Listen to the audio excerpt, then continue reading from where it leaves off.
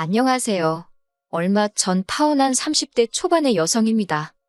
저보다 3살 많은 남자친구와는 직장 동기로 만났어요. 당시 저는 대학원을 마치고 입사한 상황이었고, 남자친구는 군대도 다녀오고 아예 다른 분야에서 일을 하다가 진로를 바꿨다고 했지요.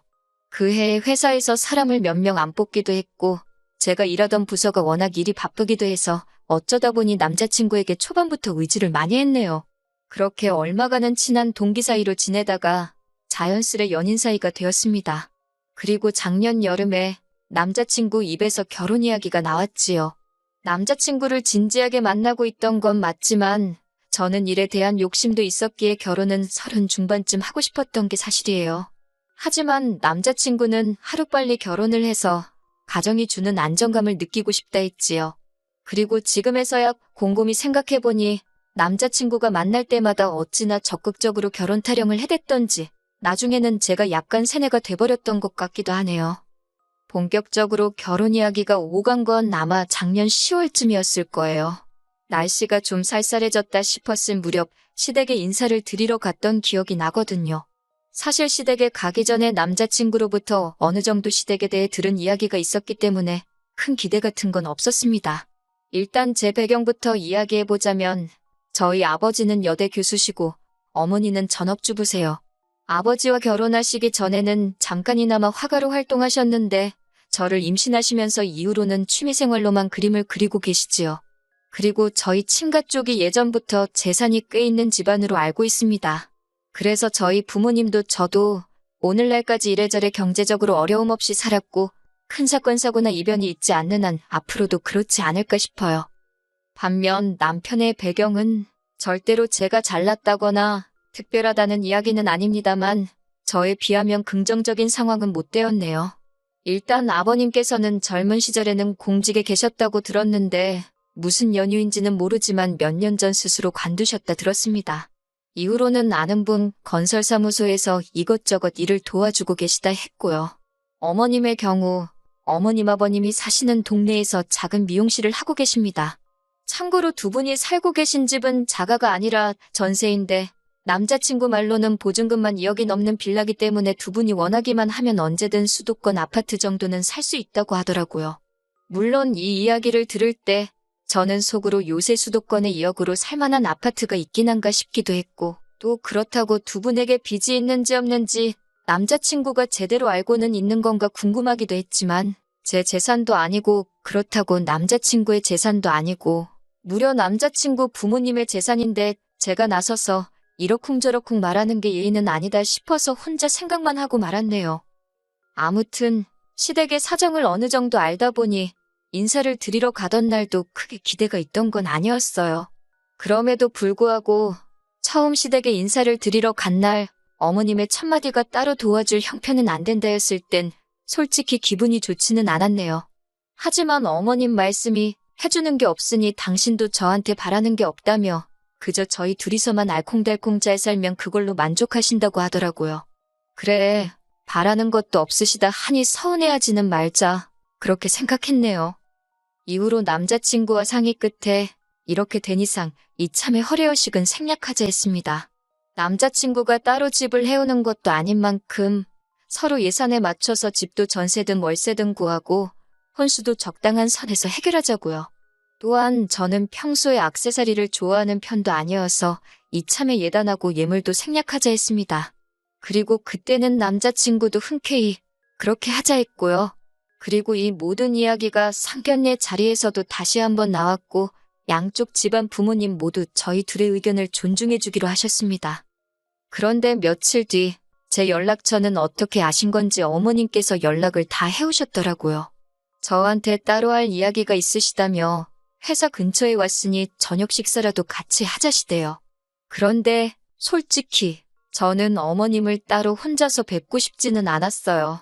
그래서 남자친구에게 같이 나가자 했는데 남자친구가 할 일이 많아서 오늘은 무조건 야근을 해야 한다고 안 된다 하더라고요. 그래서 그러면 어머님께 나도 야근이라고 말하겠다고 하니까 남자친구가 정색을 하면서 그래도 어머님이 따로 할 이야기가 있다고 하시지 않냐며 죄 지은 것도 없는데 왜 피하냐고 그러더라고요. 물론 죄 지은 거야 없었지만 어색할 것 같기도 했고 남자친구는 그런 저를 달래며 이참에 둘이 친해지면 좋지 않겠냐고 기분 좋게 나가달라 하대요.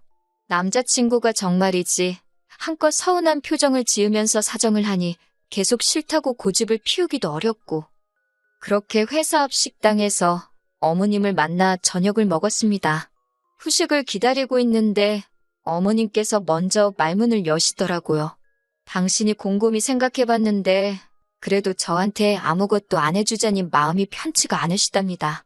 그러면서 뜬금없이 다이아 반지를 해주겠다고 하시는 거예요. 저는 이미 남자친구랑 받은 결혼 반지도 있었고 그래서 괜찮다고 급구사양을 했습니다만 어머님이 어른이 준다 하면 감사합니다 하고 받는 게 예의라고 나중엔 급기에 화까지 내시대요. 그래서 어쩔 수 없이 그럼 감사한 마음으로 받겠다 하니 어머님께서 하시는 말씀이 대신 저희 아버지한테도 말씀드려서 남자친구한테 시계라도 하나 해주라고 하시더군요. 제가 난처한 표정을 짓자 그걸 시계 얼마 하지도 않는다면서 당신이 주변에 물어보니 한 5, 600이면 산답니다. 생각지도 못한 시계 이야기도 그렇고 거기다 금액까지 들으니 이건 아니다 싶더라고요. 그래서 제가 어머님 떨어 죄송하지만 오빠랑도 이미 안 주고 안 받기로 했다고 그냥 다이아 안 해주셔도 되니까 시계 이야기도 못 들은 걸로 하겠다 했어요. 그랬더니 어머님이 이번엔 나오지도 않는 눈물을 훌쩍이시며 당신이 금이야 오기야 키운 아들이 시계 하나도 못 받고 장가가는 게 속상해서 그러신다나요? 결국 제가 일단은 남자친구하고도 그렇고 저희 부모님하고도 이야기를 해보겠다 했네요. 그날 밤 남자친구에게 어머님이 하신 말씀을 전하니 남자친구가 한다는 소리가 그래도 어머님이 무조건 시계를 내놓으라 하신 것도 아니고 저한테도 다이아를 해준다 하시는 거 아니냐. 그러면서 너무 부담스럽게 생각하지 말자며 저도 다이아 하나 받고 자기도 시계 하나는 받고 결혼하면서 이 정도는 괜찮지 않겠냐 하대요. 갑자기 말이 바뀐 남자친구의 태도가 탐탁치는 않았지만 이 이야기를 들으신 저희 부모님께서도 너무 안 주고 안 받는 것보단 그게 낫겠다 하시더군요. 그래서 이때는 저 스스로 어머님 말씀을 내가 너무 예민하게 받아들였나 싶어서 반성까지 했다니까요. 그리고 한 일주일쯤 지났을까 어머님이 반지 맞추러 가게 어디로 오라며 주소 하나를 보내셨더라고요. 저는 당연히 백화점이나 하다못해 종로로 갈 줄 알았는데 주소를 확인해보니 어머님 아버님 댁 근처에 있는 금은방이었습니다. 느낌이 뭔가 쎄했지만 금은방 생긴 게 마음에 안 들어서 안 갈래요. 그럴 수는 없잖아요. 그래서 일단 오라는 대로 갔지요. 아니나 다를까 이렇게 표현하자니 그렇지만 아직도 이런 금은방이 있나 싶을 정도로 오래된 금은방이었습니다. 언뜻 훑어봐도 제 마음에 드는 디자인은 하나도 없을 것 같았지요. 한편 어머님이 주머니에서 주섬주섬 무언가를 꺼내셨는데 그건 한눈에 봐도 오래된 반지였습니다. 저걸 왜 가져오셨나 싶었는데 어머님이 먼저 하시는 말씀이 당신한테 의미 있는 반지라서 저한테 물려주려고 그런다는 거예요. 포장해서 말씀하신 게 물려주는 거지.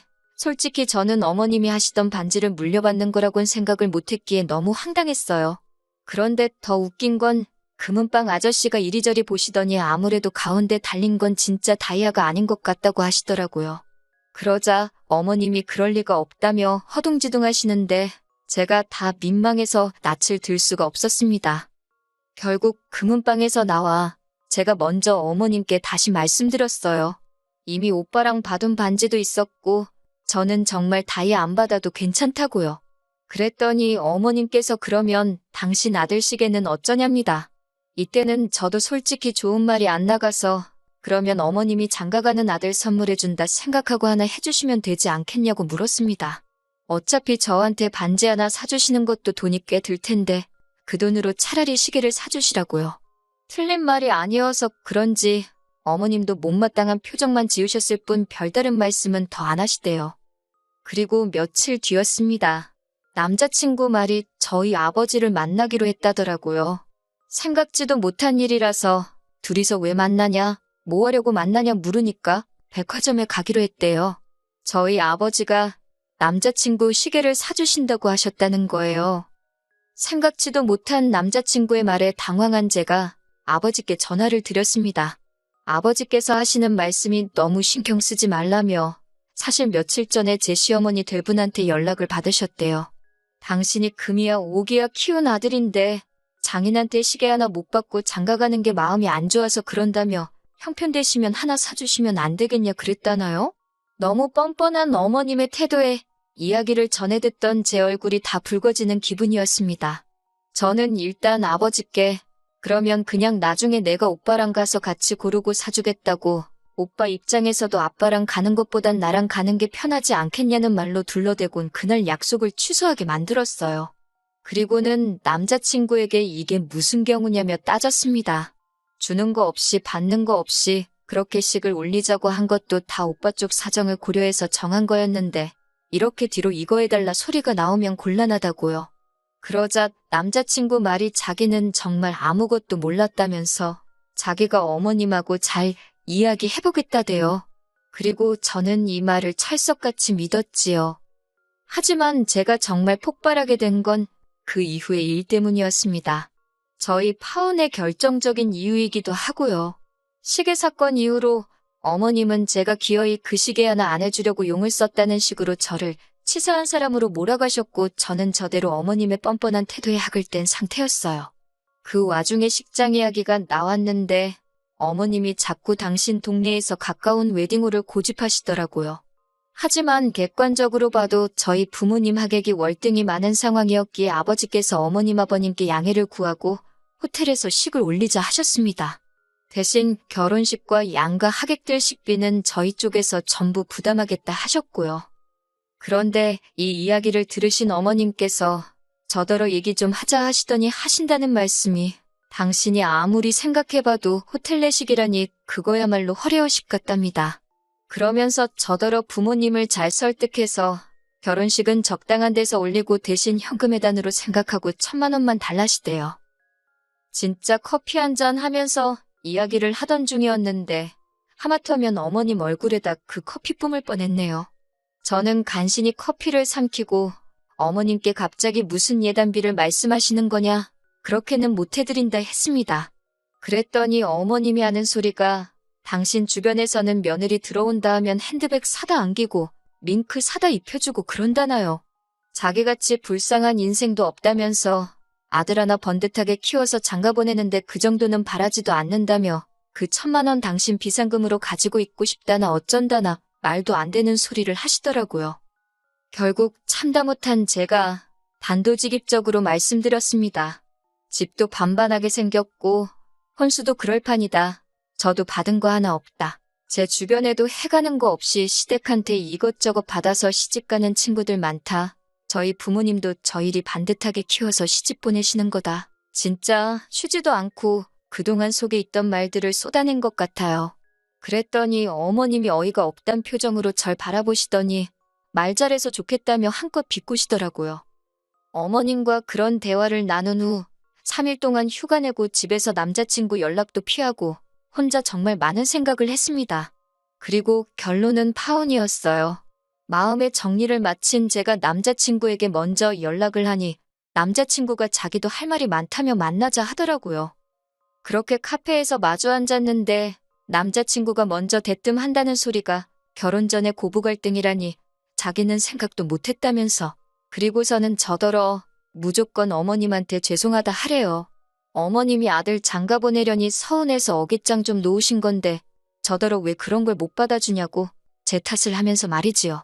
터진 입이라고 주절주절 떠들어대는 남자친구의 입을 보고 있으니 더는 설명하고 어쩌고 말도 섞기 싫어서 그냥 됐다고 다 때려치자 했습니다.